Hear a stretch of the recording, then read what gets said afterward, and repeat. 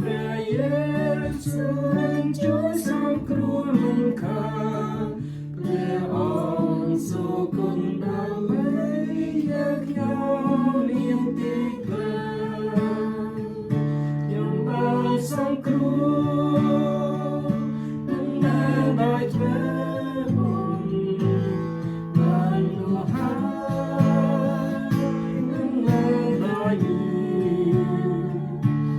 ព្រះលោកខ្ញុំដែលជាព្រះយេ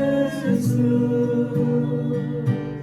មិនមកខ្ញុំត្រូវរីមានមកមានកុសលដែលជួយឲ្យខ្ញុំរួចបាបតើខ្ញុំបានធ្ងន់កាយគិញរួចพ้នមិនបានឡើយមានតែជាព្រះយេស៊ូវជួយសង្គ្រោះមិនខានព្រះអង្គសូគុណដើម្បីលុបបាបផងខ្ញុំហើយខ្ញុំបានសង្គ្រោះមិនបានមកធ្វើបុណ្យបាននោះហើយមិនបានមកញៀនព្រះលោកខ្ញុំដែលជាព្រះយេស៊ូវមិនមកខ្ញុំព្រះហឹងគ្មានមកមានកុសលដែលជួយឲ្យខ្ញុំរួចបាបខ្ញុំចូលទៅដល់ព្រះមិនបានព្រោះក្រឹងវិញមានតែជាព្រះយេស៊ូវជួយសង្គ្រោះមិនខានព្រះអ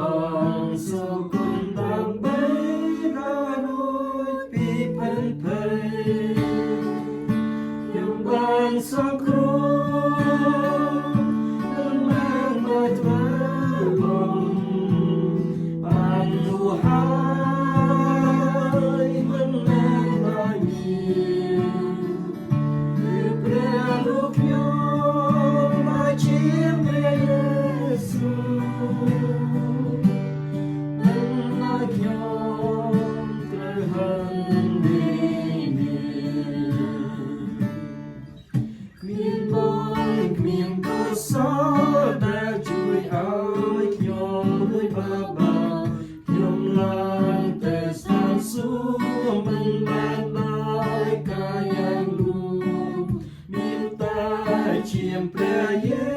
ស៊ូវជួយសង្គ្រោះមិនខាន